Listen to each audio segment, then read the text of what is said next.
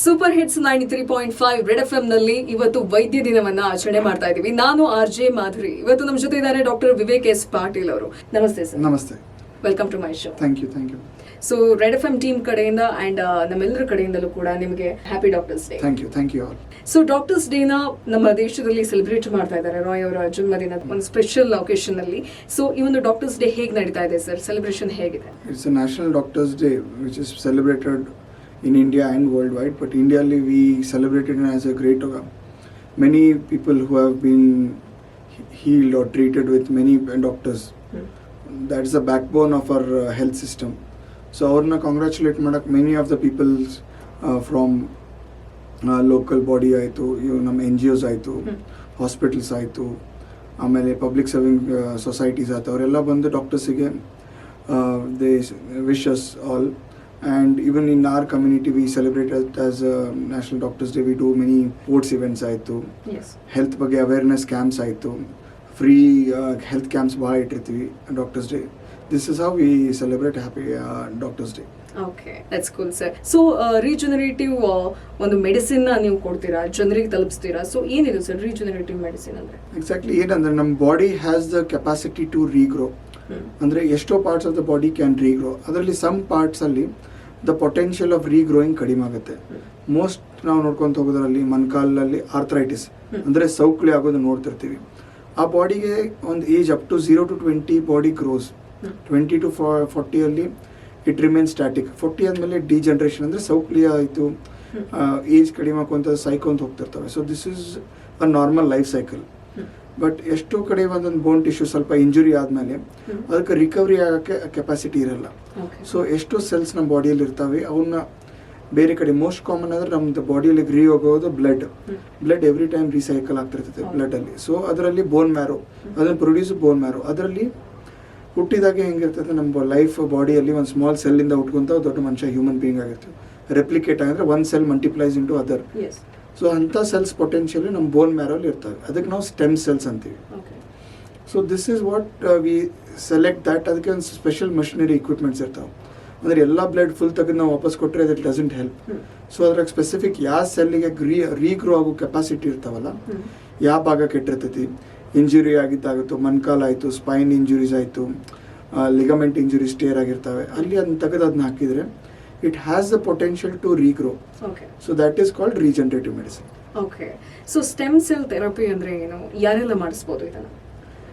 Exactly, ಇದು very small group of ಪೇಷಂಟ್ಸ್ಗೆ help ಆಗುತ್ತೆ. ಅಂದರೆ ಎಕ್ಸಾಕ್ಟ್ಲಿ ಯಾರು ಸಣ್ಣವ್ರು ಅಂದರೆ before the age of 45-50 are in between below 55, ಯಾರಿಗೆ ಇನ್ನೂ ಫುಲ್ ಸೌಕಳಿಯಾಗಿ ನೀ ರಿಪ್ಲೇಸ್ಮೆಂಟ್ ಆಗೋಕ್ಕಿಂತ ಮೊದಲು ವಿ ಕ್ಯಾನ್ ಪ್ರಿವೆಂಟ್. ಸೊ ಮೊಣಕಾಲಲ್ಲಿ ಸೌಕಳಿ ಅಂದರೆ ಗ್ರೇಡ್ 2 to grade 4 ಇರ್ತವೆ. ಗ್ರೇಡ್ 2 ಮತ್ತು ಗ್ರೇಡ್ 3ಗೆ ಅದು ವೆರಿ ಹೆಲ್ಪ್ಫುಲ್. ಅದರಲ್ಲಿ ಏನು ಮಾಡ್ತೀವಿ ಅಂದರೆ ನಮ್ಮ ಬೋನ್ ಮ್ಯಾರೋ ಇಂದ ಸೆಲ್ಸ್ ತೆಗೆದು ಅದನ್ನ ಮಷೀನಲ್ಲಿ ಹಾಕಿ we remove the stem cell. ಅದನ್ನ ಸ್ಪೆಸಿಫಿಕ್ ಆಗಿ ನಮ್ಮ ಮೊಣಕಾಲಲ್ಲಿ ಏನು ಸೌಕಳಿಯಾಗಿ ಚಿಪ್ ಹೋಗಿರ್ತಾರ ಅಲ್ಲಿ ಅದಕ್ಕೆ ಪಂಚರ್ ಮಾಡಿ ಅದಕ್ಕೆ ಗ್ರೋಯಿಂಗ್ ಕೆಪಾಸಿಟಿ ಮಾಡೋಂಗೆ ಬ್ಲಡ್ ಸಪ್ಲೈ ಮಾಡೋಕ್ಕೆ ಅದನ್ನ ಹೋಗಿ ಸ್ಟೆಮ್ ಸೆಲ್ ಇಂಜೆಕ್ಟ್ ಮಾಡ್ತೀವಿ. So that takes its own time around 3 weeks to 6 weeks and it forms a cartilage growth. So ಇದ್ರದ್ದು results R around 50 to 70% have shown good results. ಯಾಕಂದ್ರೆ ಒಂದೊಂದ್ಸಲ body potential ಇರಂಗಿಲ್ಲ, can regrow. So it has to be done in specific correct type of ಪೇಷಂಟ್ಸಿಗೆ ಮಾಡಿದರೆ it has shown very good results. Okay. So ಇದು ಹೇಗೆ work ಆಗುತ್ತೆ sir? ಇದು stem cells ಅನ್ನಂದ್ರೆ ಅದಕ್ಕೆ ಮಲ್ಟಿಪ್ಲೈಯಿಂಗ್ ಆಗೋ ಕೆಪಾಸಿಟಿ ಇರ್ತವೆ. ಸೊ ಏನು ಮಾಡ್ತೀವಿ ನಾವು ಅದನ್ನ ಮೋಸ್ಟ್ ಕಾಮನ್ ನಾವು ಯೂಸ್ ಮಾಡೋದು ಮೊಣಕಾಲ ಆಯಿತು, ನಮ್ಮ ಲಿಗಮೆಂಟ್ ಇಂಜುರೀಸ್ ಆಯಿತು, ಒಂದೊಂದು ಸಲ nerve root injuries, spinal cord injuries ಆಗುತ್ತವೆ. ಅದನ್ನು ತೆಗೆದು ಆ ಪೊಟೆನ್ಷಿಯಲಿ ಎಲ್ಲಿ ಆ ಪ್ಲೇಸ್ನಾಗ ಇರ್ತಲ್ಲ ಅದನ್ನ ವಾಪಸ್ ಈ ಕಾರ್ಟಿಲೇಜ್ ಕಡೆ ಹಾಕಿದರೆ ಅದು ಕಾರ್ಟಿಲೇಜ್ ಆಗುವಷ್ಟು ಕೆಪಾಸಿಟಿ ಇರ್ತೈತೆ. ಸೊ ಏನು ಮಾಡ್ತೈತೆ ಅದು ಬಾಡಿ ಅದಕ್ಕೆ ರೆಸ್ಪಾನ್ಸ್ ಕೊಟ್ಟು it start to multiply to form that tissue. So ಅದ್ರ ಮೇಲೆ ಒಂದು ಕ್ಯಾಪಿಂಗ್ ಕೋಟಿಂಗ್ ಲೇಯರ್ ಮಾಡೋಕ್ಕೆ ಸ್ಟಾರ್ಟ್ ಮಾಡುತ್ತೆ. ಸೊ ಅದರಿಂದ ಏನು ಮಾಡ್ತೈತೆ ಆ ಸ್ಟೆಮ್ ಸೆಲ್ಸ್ ಹೋಗಿ ಅಲ್ಲಿ ಮೊಣಕಾಲನ್ನು ಕವರಿಂಗ್ ಕೊಟ್ಕೊಂತು it tries to regrow at least 1 or 2 stage backwards. ಅಂದರೆ ಸೌಕಳಿ pain relief is the maximum what patients get. ಎಷ್ಟೋ ಮಂದಿಗೆ ನೀ ರಿಪ್ಲೇಸ್ಮೆಂಟ್ ಇನ್ನೂ ಬೇಕಾಗ್ತಿರಂಗಿಲ್ಲ, ಬಟ್ ವಯಸ್ಸು ಸಣ್ಣದಿರುತ್ತೆ. ಸೊ ನಾವು ನೀ ರಿಪ್ಲೇಸ್ಮೆಂಟ್ ಬೇಡ, ಪೇನ್ ಕಿಲ್ಲರ್ಸ್ ಕೊಡೋ ಬದಲಿ this will help them to give them a good life. Okay. So different techniques ಏನೇನಿದೆ ಇದರಲ್ಲಿರೋದು? ಇದ್ರಾಗ ನಾವು ಮೋಸ್ಟ್ ಕಾಮನ್ ಯೂಸ್ ಮಾಡೋದು ಪ್ಲಾಸ್ಮಾ ರಿಚ್ ಪ್ರೋಟೀನ್ಸ್ ಅಂತೀವಿ.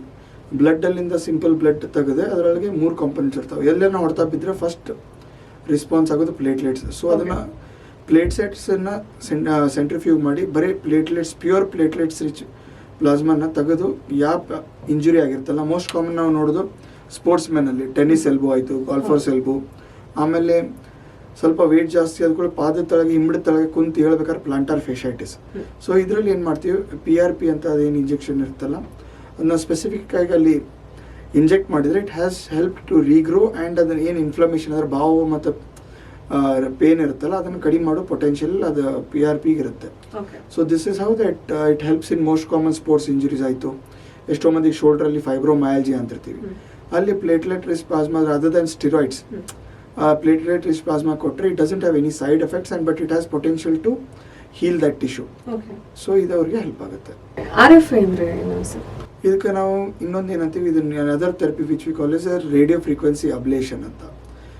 ಇದೇನು ಒಂದೊಂದು ಪೇಷಂಟ್ಸಲ್ಲಿ ಇಂಜುರಿನೂ ಹೆಚ್ಚಾಗಿರುತ್ತೆ, ಬಟ್ ಅವರು ಒಂದೊಂದು ಹಾರ್ಟ್ ವಿಷಯ ಆಯಿತು, ಬ್ಲಡ್ಡಲ್ಲಿ ಏನೋ ಪ್ರಾಬ್ಲಮ್ ಇರ್ಬೋದು, ಭಾಳ ತೆಳಗಿರ್ತಾರೋ, ಅದಕ್ಕೆ ಅನಸ್ತಿಷಿಯಾಗಿ ಫಿಟ್ ಇರಲಿಲ್ಲ, ಬೇರೆ ಯಾವುದೋ ಪ್ರಾಬ್ಲಮ್ನಿಂದ ಅವ್ರಿಗೆ ಸರ್ಜರಿ ಮಾಡೋಕ್ಕಾಗ್ತಿರಲ್ಲ, ಸ್ಟೇಜ್ 4+ ಅಥವಾ ಸ್ಟೇಜ್ 2 ಇರ್ತಾರೆ, ಬಟ್ ಅವ್ರಿಗೆ ಇಂಟರ್ವೆನ್ಷನ್ ಮಾಡೋದು ಇದೇನಂತೆ ಸಿಂಪಲ್ ನೀಡಲಲ್ಲೇ ನಾವು ಅನಸ್ತಿಷಿಯಾ ಲೋಕಲ್ ಕೊಟ್ಟು, ಅಂದರೆ patient can B discharge within 3 hours. ಅಲ್ಲಿ ಇಂಜೆಕ್ಷನಲ್ಲಿ ಕರೆಂಟ್ ಕೊಡ್ತೀವಿ, ಅದಕ್ಕೆ ರೇಡಿಯೋ ಫ್ರೀಕ್ವೆನ್ಸಿ ಅಂದರೆ specific type of wave length ಅದು ರೇಡಿಯೋ ಫ್ರೀಕ್ವೆನ್ಸಿ ಇರುತ್ತೆ. ಸೊ ಆ ನರ್ವ್ ರೂಟ್ಸಿಗೆ ನಾವು ಅಬ್ಲೇಟ್ ಮಾಡಿದರೆ ಆ ಪೇನ್ ಸೆನ್ಸಿಟಿವಿನ ಕಡಿಮೆ ಮಾಡ್ತೀವಿ. So patient can walk pain free with just radio frequency ablation at that point. Most common ನಾವು ಕೊಡೋದು ನೀ ಆಯಿತು, ಸ್ಪೈನಲ್ಲಿ ಆಪ್ರೇಷನ್ ಆದಮೇಲೆ ಬೆನ್ನು ಕಡಿಮೆ ಆಗಿರಲ್ಲ ಅಂಥವ್ರಿಗೆ ರೇಡಿಯೋ ಫ್ರೀಕ್ವೆನ್ಸಿ ಅಬ್ಲೇಷನ್ ಆಯಿತು. ವೇನ್ಸ್ ಅಲ್ಲಿ ಏನು ವೇನ್ಸ್ ಡೈಲೇಟ್ ಆಗಿರ್ತಾವಲ್ಲ ಅಲ್ಲಿ ವೇನ್ಸ್ ಬಾಜುಕ್ಕೆ ರೇಡಿಯೋ ಫ್ರೀಕ್ವೆನ್ಸಿ ಅಬ್ಲೇಷನ್ ಕೊಟ್ಟರೆ ಅವ್ರಿಗೆ ಪೇನ್ ರಿಲೀಫ್ ಆಗುತ್ತೆ. ಸೊ ಕೀ ಹೋಲ್ ಸರ್ಜರಿಲಿ ಏನೇನು ಮಾಡ್ತೀರಾ ಡಾಕ್ಟರ್? ಇದೊಂದು specific minimal invasive therapy of orthopaedics. ಏನಂದರೆ ನಾವು ಕೀ ಲೆಸ್ ದೆನ್ ಪೆನ್ಸಿಲ್ ಸೈಜಿಂದ ನಾವು ಜಾಯಿಂಟ್ಸಲ್ಲಿ ಎಂಟರ್ ಆಗ್ತೀವಿ. ಅದರಲ್ಲಿ ಮೋಸ್ಟ್ ಕಾಮನ್ ಆಗೋದು ACL ಲಿಗಮೆಂಟ್ ಇಂಜುರಿ. ಎಷ್ಟೋ ಸ್ಪೋರ್ಟ್ಸ್ ಮ್ಯಾನ್ ನೋಡಿರ್ತಿರಲ್ಲ, ACL ಲಿಗಮೆಂಟ್ ಇರ್ತದೆ, ಅದು ಮೇನ್ ಮೊಣಕಾಲ್ದು ಪಿವೋಟ್ ಜಾಯಿಂಟ್. ಅದು ಎವ್ರಿ ಮೂಮೆಂಟ್ ಇಟ್ ಡಸ್ ನಿಮ್ಮ ಮೊಣಕಾಲು ಅದ್ರ ಪ್ರಕಾರ ಮೂವ್ಮೆಂಟ್ ಆಗ್ತಿರ್ತೈತಿ. ಅದು ಹರಿದ ಮೇಲೆ ಏನಾಗುತ್ತೆ, it loses it's alignment. So ಅದ್ರ ಸೌಕಳಿ ಆಗೋ potential increases by 10 times. So arthritis ಜಲ್ದಿ ಆಗುತ್ತೆ. ಸೊ ACL ಅಂತ ಲಿಗಮೆಂಟ್ ಅದಕ್ಕೆ ರೀಗ್ರೋ ಆಗೋಕ್ಕೆ ಚಾನ್ಸಸ್ ಕಡಿಮೆ and it doesn't have the potential to regrow. ಅದಕ್ಕೆ ಏನು ಮಾಡ್ತೀವಿ ನಾವು, ಎಕ್ಸ್ಟ್ರಾ ಲಿಗಮೆಂಟ್ ಮೊಣಕಾಲಿಂದ ಸೈಡಿಂದ ತೆಗೆದು ACL ಅಂತೇಳಿ ರೀಕ್ರಿಯೇಟ್ ಮಾಡಿ ಒಳಗೆ ಹಾಕ್ತೀವಿ. So patient can be back to their sports activities, running, jogging ಎಲ್ಲ ಮಾಡ್ಬೋದು. ಇದನ್ನೆಲ್ಲ ನಾವು ಕೀ ಹೋಲಿಂದ ಮಾಡ್ತೀವಿ, ಆರ್ಥೋಸ್ಕೋಪಿ. ಅದಾಯಿತು. ಎಷ್ಟೋ ಮಂದಿಗೆ ಶೋಲ್ಡರ್ ಪೇನ್ ನೋಡಿರ್ತಾರೆ, ಬಾಲ್ ಜಂಪ್ ಆಗಿಬಿಡ್ತದೆ, ಡಿಸ್ಲೊಕೇಶನ್. ಸೊ ಅವ್ರಿಗೆಲ್ಲ ಕೀ ಹೋಲ್ ಸರ್ಜರಿಲಿಂದ ಆ ಬಾಲನ್ನು ವಾಪಸ್ ಕುಂದಿರಿಸಿ we repair the cuff. So ಅವ್ರಿಗೆ movement they gain back every complete movements and they'll be functional back. So minimal scar ಇರ್ತವೆ, ಲೆಸ್ ದೆನ್ 2 mm ಎರಡು ಸ್ಕಾರ್ ಇರ್ತವೆ. So this is key hole surgery or arthroscopy surgery. Okay. So regenerative therapy ಅಂದ್ರೆ ಏನು, stem cells therapy ಅಂದ್ರೆ ಏನು, so ಯಾರು ಇದನ್ನ ಮಾಡಿಸ್ಕೊಳ್ಬಹುದು, ಇದು ಹೇಗೆ ವರ್ಕ್ ಆಗುತ್ತೆ ಎಲ್ಲನೂ ಕೂಡ ಡಾಕ್ಟರ್ ವಿವೇಕ್ ಪಾಟೀಲ್ ಅವರು ತಿಳಿಸಿದ್ರು. ಸೊ ನೀವು ಕೂಡ ವಿಕೇರ್ ಕ್ಲಿನಿಕ್ಗೆ ಭೇಟಿ ಕೊಡಬೇಕು ಅಂತ ಇದ್ರೆ ಸೊ ವಿಸಿಟ್ ಮಾಡಿ, Eureka junction, Deshpande Nagar, Hubballi. So doctor red FM team ಕಡೆಯಿಂದ, ಎಲ್ಲಾ ಕೇಳುಗರ ಕಡೆಯಿಂದ, ನೋಡುಗರ ಕಡೆಯಿಂದ ಸೊ ಇನ್ನೊಮ್ಮೆ ನಿಮಗೆ ವೈದ್ಯ ದಿನದ ಹಾರ್ದಿಕ ಶುಭಾಶಯಗಳು. Thank you. ಸೊ ಕೊನೆಯದಾಗಿ ರೆಡ್ FM ನ ಕೇಳ್ತಾ ಇರಿ, ಮಸ್ತ್ ಮಜಾ ಮಾಡಿ.